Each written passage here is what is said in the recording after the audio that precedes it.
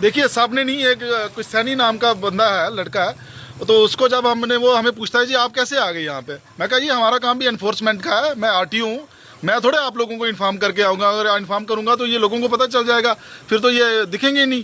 तो इसी बात पे थोड़ी वो तू मैं करने लग गया। कहता जी आपने ये जो हमारे चौकी अफसर से पहले पूछना चाहिए था।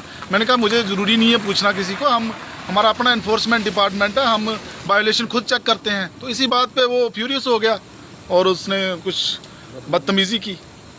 इसके बारे में आप क्या डिमांड करोगे? मैं डिमांड करूंगा कि ऐसे लोगों को ऐसी सेंसिटिव जगह पर ना रखा जाए, क्योंकि अगर ऐसी जगह पे इस तरह के लोग होंगे तो फिर वायलेशन रुकेगी कैसे, बढ़ेगी वायलेशन, रुक नहीं सकती फिर वायलेशन। लेकिन सर ये जो ओवरलोड का धंधा है ये आज से नहीं, पिछले 3-4 साल से कंटिन्यू हो रहा है, लेकिन इस पर कोई भी ध्यान नहीं दे रहा था। तो आज आपने ये आकर इस पर ध्यान दिया। देखिए मैं वही है, ये अभी रात के 10 बजे हैं, इस वक्त बड़ा रिस्की है जो इस हिसाब से इस बंदे ने मेरे साथ एक्ट किया, ये पुलिस वाले ने। मुझे बड़ा अफसोस हुआ कि अंधेरे में हम लोग तो इतने आर्म्ड है नहीं, हमारे पास एक गन मैन है, अगर हम नाका लगाएं तो ये हमारे लिए रिस्की हो गया। आज मैंने देखा जिस तरह से इस बंदे ने मेरे पे मतलब वो बिहेव किया है, उस तरह से रात का नाका लगाना हमारा मुश्किल हो गया है।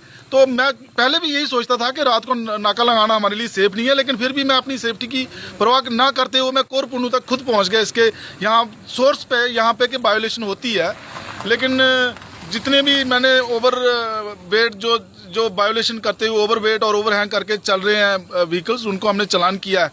तो बाकी मैं समझता हूँ कि एसएचओ जो राजबाग है और डीसी साहब को भी मैंने ये जो मुझे इस नाम नहीं, इस लड़के का पता पूरा क्या नाम था इसका भाई, सैनी का है, राजकुमार सैनी। मैं चाहूँगा कि इसके खिलाफ एप्रोप्रिएट एक्शन लिया जाए। मैं एसएचओ साहब से बात की है, तो एसएचओ साहब भी शायद उसके खिलाफ एक्शन लेंगे, मेरे ख्याल में वो करना पड़ेगा उनको, क्योंकि अगर इस तरह के लोग इतनी सेंसिटिव जगह पे हैं तो फिर आप ये उम्मीद नहीं कर सकते कि यहाँ पे वायोलेशंस नहीं होंगी, क्योंकि ये हमें वायोलेशन का मतलब जो हम रोक रहे हैं वायोलेशंस, हमें ये नहीं करने दे रहे कि हम वायोलेशन रोकें, तो बाकियों को क्या फिर ये क्या करते होंगे।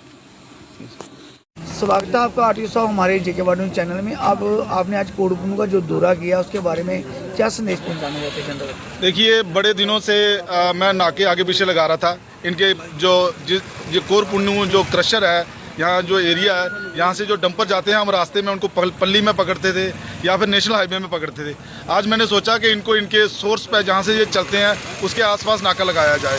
तो इसी सिलसिले में मैंने आज ये जो कोर पुन्नू की जो चौकी है इसके पास ही मैंने नाका लगाया, और यहाँ पे मैंने यूं ही नाका लगाया तो कोई 7-8 बंकर जो डंपर्स हैं वो हमने पकड़ लिए, और उनको जो ओवरवेट के बिल्टी के हिसाब से उनको हमने चलान कर दिया। और जिनका हमें लगा कि इन्होंने बिल्टी सही नहीं कैरी की, उनको अभी हम कंडे में ले जाएंगे, और कंडे में उनका जो ओवरवेट के हिसाब से जो चलान बनता होगा, मुनासिब जो पनिशमेंट होगी वो हम करेंगे, वो चलान हम वायलेशन के। सर ये जो नाका है जो रूटीन तौर होगा या वैसे ही? देखिए रूटीन नाका मैंने पहले भी कहा है कि हम एमबीडी का नाका रूटीन नाका नहीं हो सकता, क्योंकि हमारे पास उतना स्टाफ नहीं है कि हम हर जगह पे हर पॉइंट पे नाका लगाएं। हमारा नाका सरप्राइज होगा, रैंडम होगा, और रैंडमली हम कभी भी किसी भी लोकेशन में हो सकते हैं और कभी भी हो सकते हैं।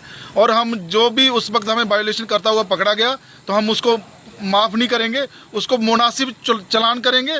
और जितना भी देखो अज उज्जे दरिया पर आरटीओ सुरिंदर पाल शर्मा ने नाका लाया, नाका लाने के बावजूद जेड़े उज्जे दरिया विच डंपर चला रहे उनके कार्रवाई की है। देख रहे हैं कि जे